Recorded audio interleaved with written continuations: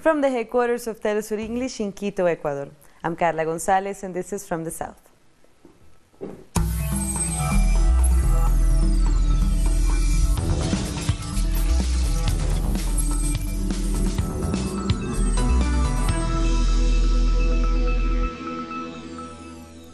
Colombia's Attorney General says authorities have identified the men who carried out the attack on the Santander police school.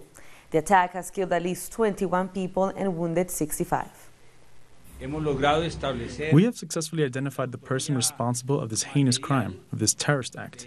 He is Mr. José Aldemar Rojas Rodriguez. He was the one who entered the school at 9:30 this morning in a gray Nissan patrol truck. President Iván Duque has visited the school where the attack took place on Thursday.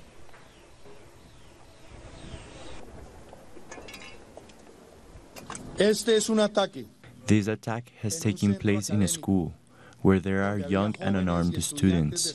This attack did not only target our security forces, our youth, our police. It is an attack against the Colombian people. This terrorist attack will be punished. We, Colombians, have never surrendered to terrorism. And President Duque declared 3 days of national mourning. In the news conference, he also announced that he has ordered tighter control over Colombian borders, as well as over access points to cities. Duque also says Colombia will fight against armed groups. Security forces have cordoned off the area. The blast at the General Santander school also shattered windows of the apartments in the neighborhood. The Minister of Defense has called it a terrorist attack. And members of the FARC political party are speaking out against the violence. Senator Iván Cepeda says all Colombians must work for peace and not support the escalation of violence. Roy Barreras, a member of the Peace Commission at the Senate, also condemned the attack. We regret the evil attack against our police that has cost several human lives. Any terrorist attack is a cowardly act. We want to express our solidarity with the victims. We hope to arrest those responsible and that we don't fall into a spiral of violence like the one we suffered in the conflict 20 years ago. Around 200 people from the latest group of asylum seekers from Central America, headed for the United States, reached the Mexico border on Thursday. The group entered southwest Mexico around midday. According to Guatemalan authorities, 2,000 people are taking part in this caravan, which departed from Honduras on Tuesday. And a reported 100 people forming part of the caravan were given a bracelet, allowing them entry into the country. The bracelets allow free movement and work within Mexico. According to David León Romero, national coordinator of the governation's secretary, 601 bracelets were put on members of the migrant caravan. The crisis is hard in Honduras. All Honduran politicians are thieves. The president is the biggest thief there is. So the poor are getting poorer because they are stealing all the money. That's why we're taking this opportunity to emigrate. Authorities in El Salvador have said that the road ahead for the 100 members of the migrant caravan heading towards Mexico isn't easy, and that the migrants won't find what they're searching for. There are no opportunities to enter the United States at this time. They have already been clear that they don't want South America. As we know the risk that exists, we're asking them not to expose themselves to dangers and to protect the children. In Spain, the leader of the Podemos Party, Pablo Iglesias, has announced a rupture with co-founder of Podemos, Iñigo Errejón, and assured that he will compete against him in the next autonomous elections of Madrid. On Thursday, Iglesias announced that Errejón will be part of a new political project along with the mayor of Madrid, Manuela Carmena. Meanwhile, he will continue working with Podemos at a time when the party is in crisis. He added that he will continue his work with Izquierda Unida, the United Left Party, and other allies to gain trust from Madrid voters and the rest of Spanish municipalities. This morning, Iñigo Errejón has called me to inform me that he is beginning a new personal political project with Manuela Carmena, with a new electoral brand. A few minutes after the call, Manuela and Iñigo's letter was circulating throughout all of the media and social networks. Manuela and Iñigo had hidden the fact that they were preparing to launch their own electoral project in the Madrid community, and the fact that they have done it by surprise. I believe that our members deserve some more respect. More stories coming up. We'll be back.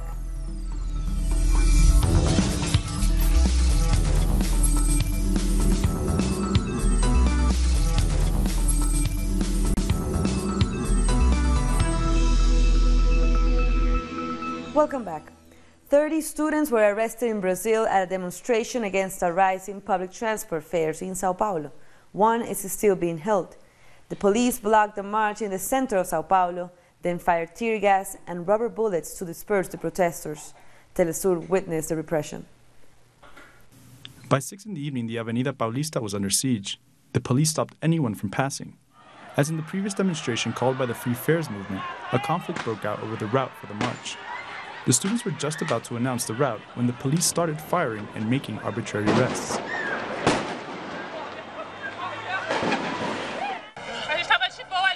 We were peaceful and they started pepper spraying us. We were just sitting there. Nobody was making any trouble and they came at us firing tear gas.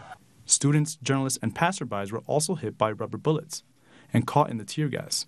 About 30 students were arrested. And on social media, many people complained of police harassment and insults against the students and journalists. This bullet here was lodged in the leg of a young guy on a bicycle. He wasn't doing anything, and those pigs shot him in the leg and he was bleeding badly. In spite of the repression and the rain, the Free Fare movement continued with its second march of the year. They are protesting against the increase in fares from 4 reales to 4 reales 30, an increase that coincides with President Bolsonaro's cut in the minimum wage. This increase is above inflation. It's wrong. It shouldn't happen. It's the second increase introduced by Doria, who was mayor and is now the governor.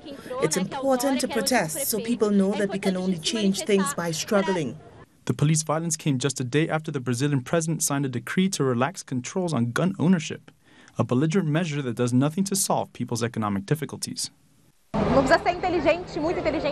You don't have to be a genius to see that things will get worse. Violent deaths will increase. Housewives and heads of households don't need weapons. We don't need them. That's what the police are for. The repression began before the march even set off, a clear violation of the right to protest. In response, the Free Fare movement is calling another protest for next Tuesday. Social organizations in Chile have called for a mobilization on January 27th in rejection of the recent approval of the bill that modernizes and regulates the country's immigration policy. Promoted by the government of Sebastián Piñera, the project regulates the income, stay, and residence in Chile, as well as the departure of foreign citizens. The organizations that oppose it warn that the project does not solve the needs of the migrant population. They say it reproduces inequality and impedes the process of reintegration. Questions have been raised about visas of residence and work, as migrants who have a tourist visa must return to their country to complete the procedure. Heavy rains have flooded northern Argentina, killing 4 and leaving farmers with $2 billion in losses. Around 2 million hectares of soybeans have been destroyed, and thousands have been forced to evacuate the area.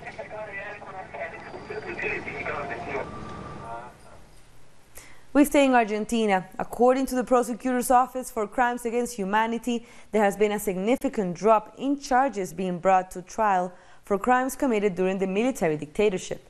So what kind of impact does this have on the process of memory, truth, and justice that became an example to the world?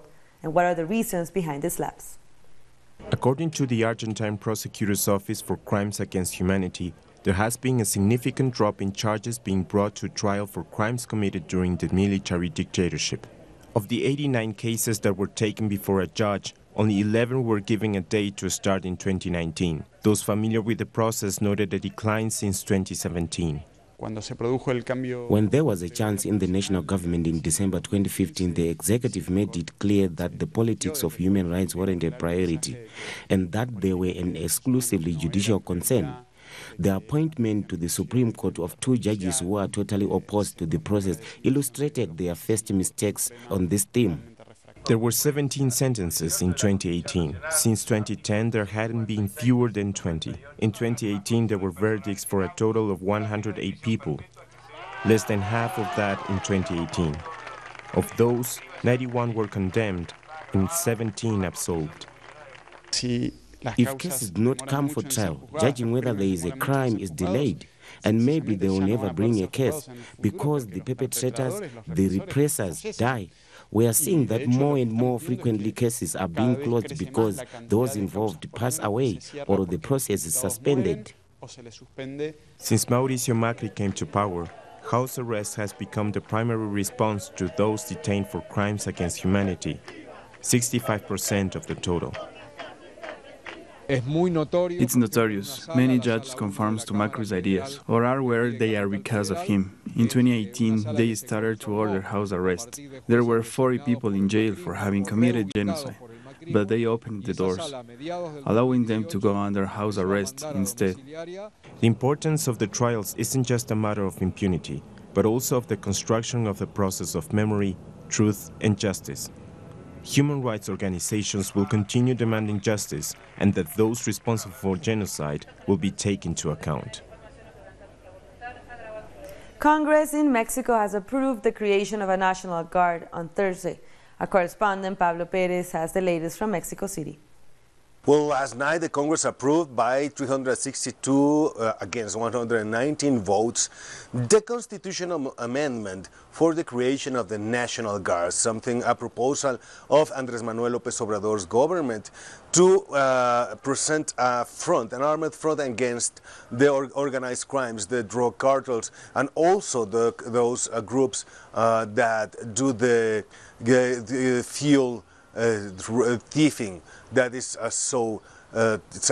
one of the biggest problems of Mexico nowadays. And well, this is a very, very criticized decision because people said that this is a way of militarizing Mexico's safety, and there's a lot of evidence on the recent years since the administration of Felipe Calderón and Enrique Peña Nieto that where the army got into national security or policies or policing practices, the indexes of human rights violation raised severely. Well, the administration, Andrés Manuel López Obrador administration, said that this is going to be corrected because there's going to be a focus on human rights defense on this new force that is going to be trained and somehow managed by members of the military and the Navy.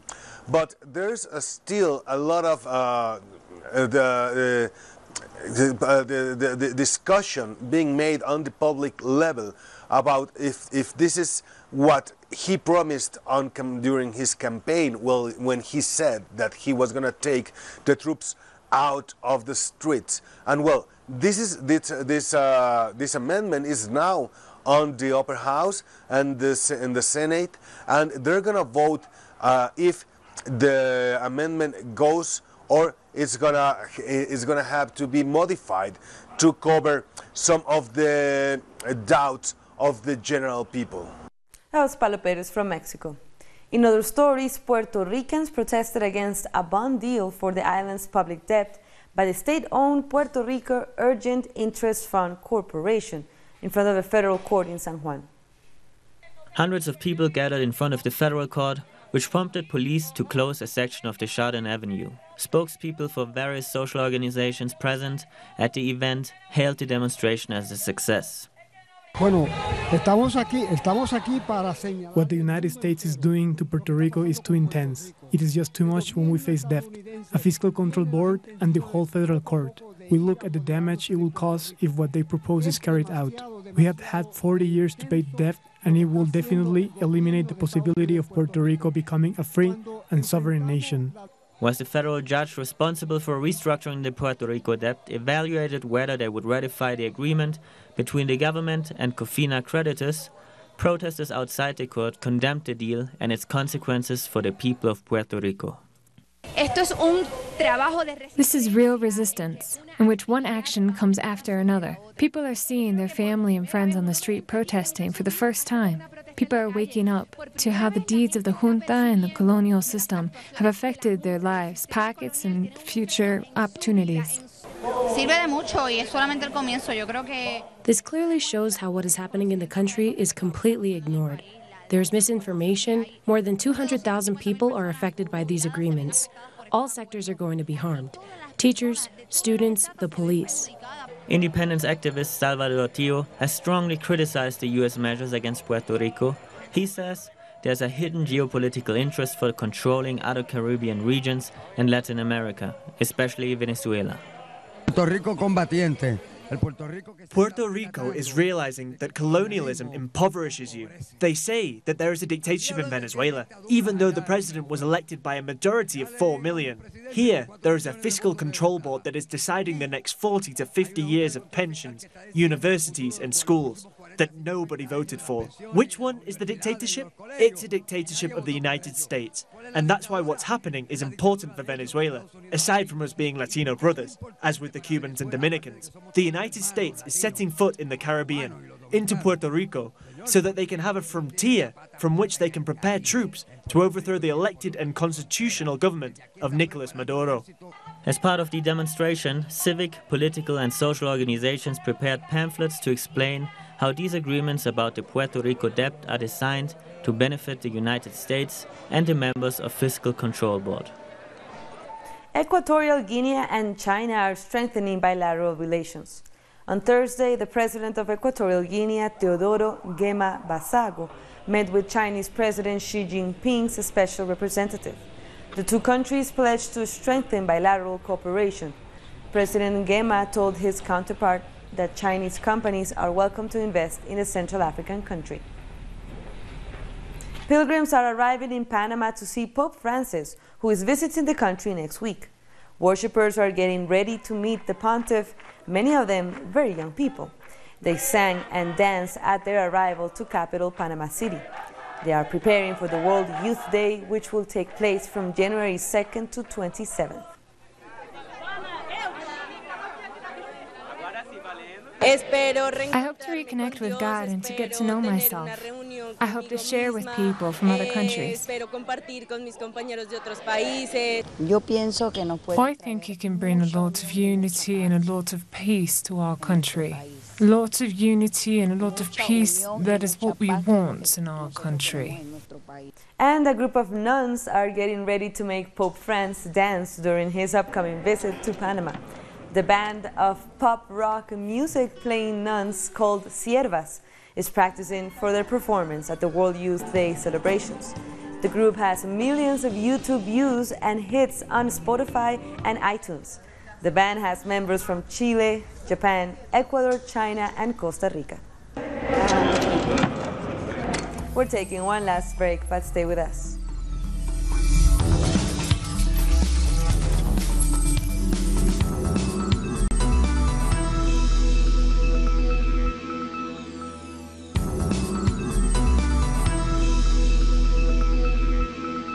Welcome back. Gunmen have shot and killed a Ghanaian investigative journalist who helped expose corruption in African football. Ahmed Hussein Swale was killed while driving home in the capital Accra on Wednesday evening. He was part of a team whose investigation led to the banning of various football referees and officials, including the president of the Ghana Football Association. The gunmen have not been identified. These killings, in addition to rampant assaults against journalists in recent times, sent a worrying signal that the media are under serious attack. The African Union has expressed concern about the continued post-electoral crisis in the Democratic Republic of Congo. Leaders gathered this week to discuss the disputed presidential election that declared opposition leader Félix Tshisekedi as the winner. Cependant, although the situation on the ground has fortunately remained generally calm so far, it is highly worrying. To put it bluntly, serious doubts about the conformity of the results proclaimed persist and continue to haunt the minds of Congolese and their brothers and friends around the world. Meanwhile, the chairperson of the African Union, Paul Kagame, has said the comments made by foreign observers and governments have worsened the post-electoral tensions. Kagame said that outsiders must stop interfering and give the African Union a chance to find a long-lasting solution to the crisis. The meeting was attended by 16 African leaders, including South Africa's Cyril Ramaphosa. Workers have taken to the streets of Tunisia to demand a raise of salaries. The one-day nationwide strike stopped rail, bus, and air traffic. At Tunis Carthage Airport, most flights were cancelled and check-in counters were closed, leaving travelers stranded. The strike was the biggest since the assassination of opposition politician Chokri Belaid in February 2013. After 8 years, as you can see, today all sectors like transport, education and healthcare are underdeveloped. Nothing is left for the Tunisian people but to fight. Thank God a Tunisian workers' union was formed. Whatever anyone says, this is the final option that the Tunisian people have to defend themselves. We took to the street today because it is a symbol of freedom, which has witnessed a gathering of many workers and employees. Anti-government protests are continuing across Sudan as President Omar al-Bashir remains defiant. On Thursday, a doctor and a child were killed when police opened fire on demonstrators who attempted to march to the presidential palace. Protesters chanting freedom, peace and justice gathered in central Khartoum to begin their march, but riot police quickly confronted them. The protests are the biggest challenge to Bashir since he took power in a 1989 coup. The United Nations team monitoring the truce in the Yemeni city of Hodeidah came under fire but was unharmed. Images show a bullet impact on a UN vehicle, part of the mission convoy. The UN says it has not identified the people behind the shooting but confirmed that the team is safe. French President Emmanuel Macron has said that the death of 4 United States citizens in Syria shows that the battle against the Islamic State group must continue. Macron cited the deaths of 16 people, including 4 from the US, in a suicide bombing in Mabish, as evidence that Islamic State militants had not been defeated in the region. He added that the next few months will be decisive. New York Mayor Bill DeBlasio has accused President Donald Trump of pushing the United States towards a humanitarian crisis due to his unwillingness to end the shutdown crisis. I have to give a message to a New Yorker who at this moment is creating horrible pain for the people of his hometown.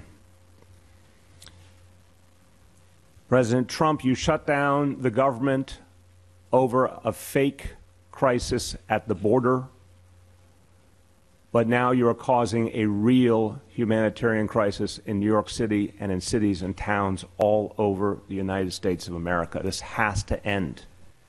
A very special shop has opened in Greece's capital, Athens, where people can take clothes for free. Let's take a look.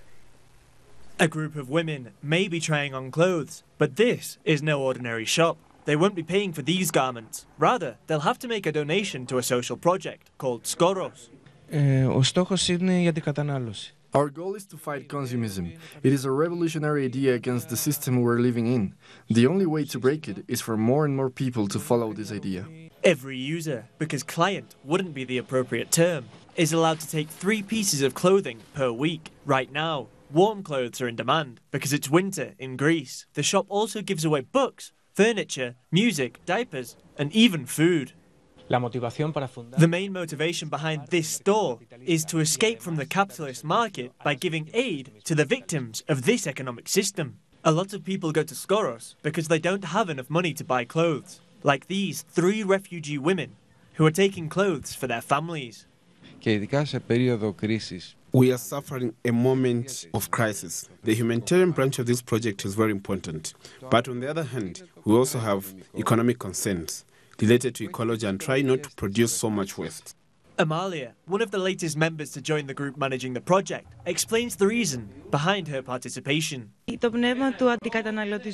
mainly the spirit of anti-consumerism. I was tired of capitalism and its practices. And I thought this was a good way to start. People who volunteer are very kind and very diverse. Each of us has our own personality. I like it. She has been browsing for a while, but she decides not to take anything today. She believes that projects like this make Exarchia a special neighborhood. Here in Exarchia, there is solidarity between people. There is respect. People are concerned about each other's welfare. We still have that. Clothes and other items offered by Skoros are not paid for with money because their value is greater than an economic estimation. And with that, we come to the end of this news brief, but you can find these and many other stories on our website at telesurenglish.net. For our viewers in Africa, we are on Starsat channel 461 in South Africa and 539 in Nigeria, and we're on social media as well. For Telesur English, I'm Carla Gonzalez. Thank you for watching.